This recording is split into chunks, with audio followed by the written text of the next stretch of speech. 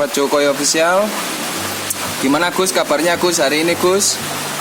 Kita sudah hampir memasuki tahun 2022.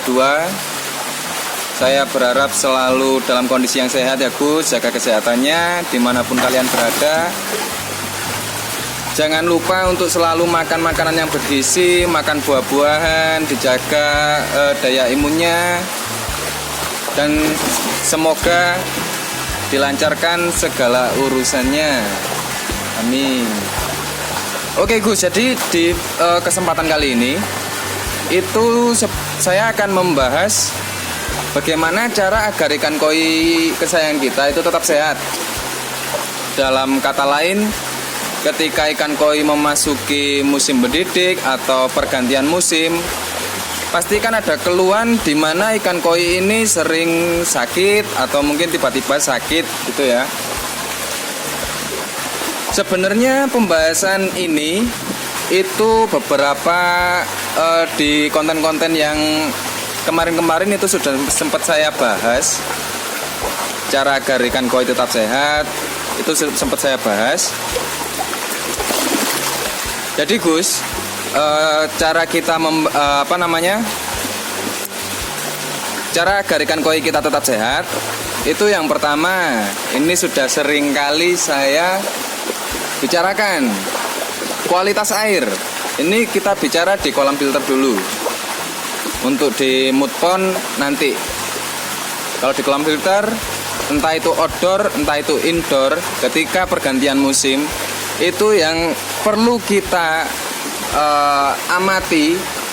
Yang paling perlu kita amati adalah lingkungan air itu sendiri. Kenapa? Karena ikan koi hidupnya di air Gus. Jadi bukan dia mengambil oksigen dari air, dari kadar oksigen yang ada di air itu sendiri. Bukan seperti kita yang dimana oksigen ada di udara. Jadi yang pertama kita fokuskan adalah kualitas air. Dari pH, dari kualitas kadar oksigennya, dari TDS-nya. Itu perlu kita amati, perlu kita pantau ketika memasuki pergantian musim. Entah itu dari kemarau, entah itu dari kemarau ke hujan, entah itu dari musim hujan ke kemarau. Jadi yang harus kita fokuskan adalah yang pertama di air.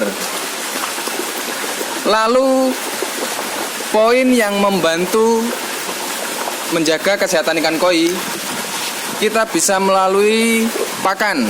Jika airnya sudah kondusif, sudah baik, dari TDS, dari pH sudah baik. Faktor yang membantu untuk menjaga kesehatan ikan koi adalah kita melalui pakan. Suatu contoh, ketika musim hujan, suhu air yang dimana di permukaan air ketika musim hujan itu dia dingin, tapi di dalamnya kan hangat, di dasar air hangat. Karena itu kenapa kolam ikan koi yang diutamakan adalah kedalaman. Jadi ketika di permukaan air itu suhunya dingin, mereka akan ke dasar karena mereka itu menyesuaikan dengan suhu yang mereka inginkan. Seperti itu. Dan untuk membantu bagaimana caranya agar ketika semisal di kolam indoor gini kita kasih pakan, ikan tetap mau ke atas, ikan tetap nutrisinya tercukupi. Pakan bisa kita campur dengan bawang putih. Bawang putih itu loh Gus. Jadi ini kita nggak ngomongin obat-obat apalah itu, nggak yang sejauh-jauh itulah. Kita yang mudah-mudah dulu.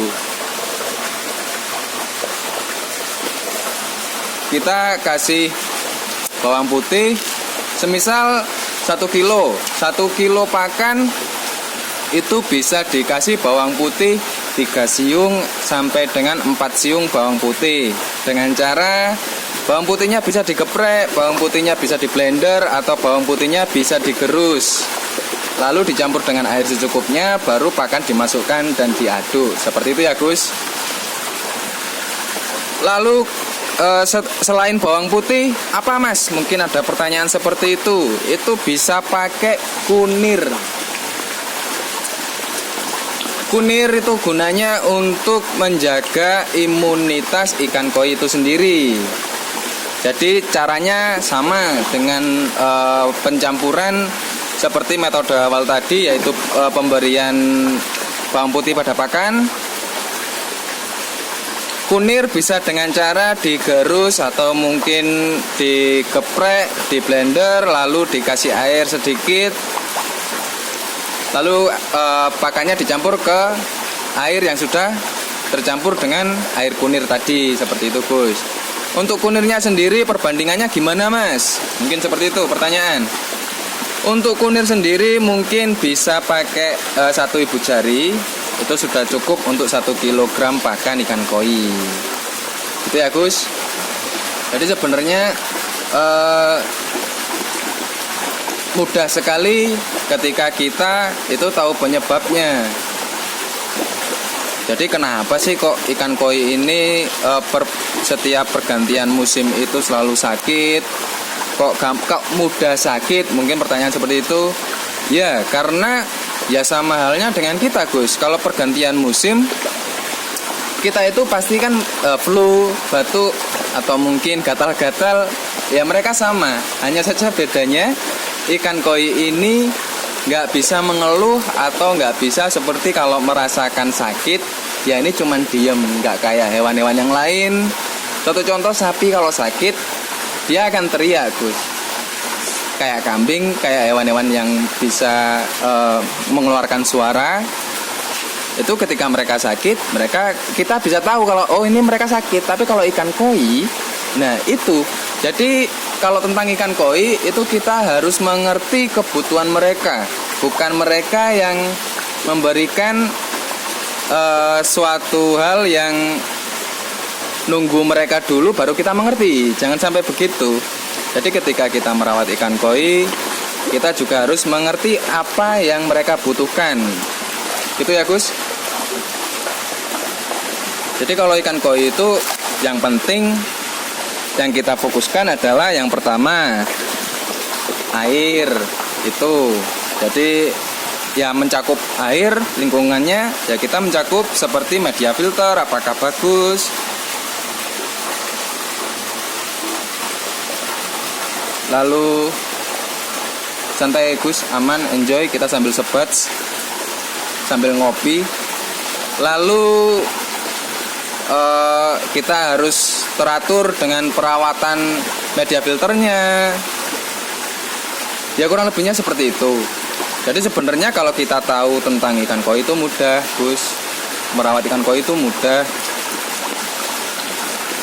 Dari cara karantina, dari cara pemberian treatment pada ikan koi, treatment pada airnya, perawatannya. Kalau kita tahu, kita akan mudah merawat ikan koi.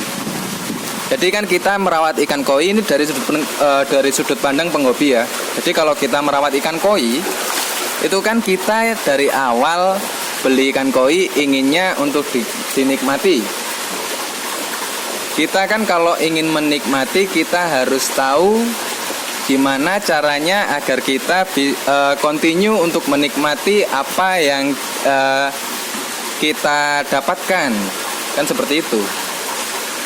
Jadi kalau bisa, kalau memang merawat ikan koi ya harus continue menikmatinya. Jangan sampai sudah enak dilihat, inginnya menikmati malah jadi beban di siklus ini, jangan sampailah. Jadi tujuan saya untuk menyampaikan tentang edukasi ikan koi.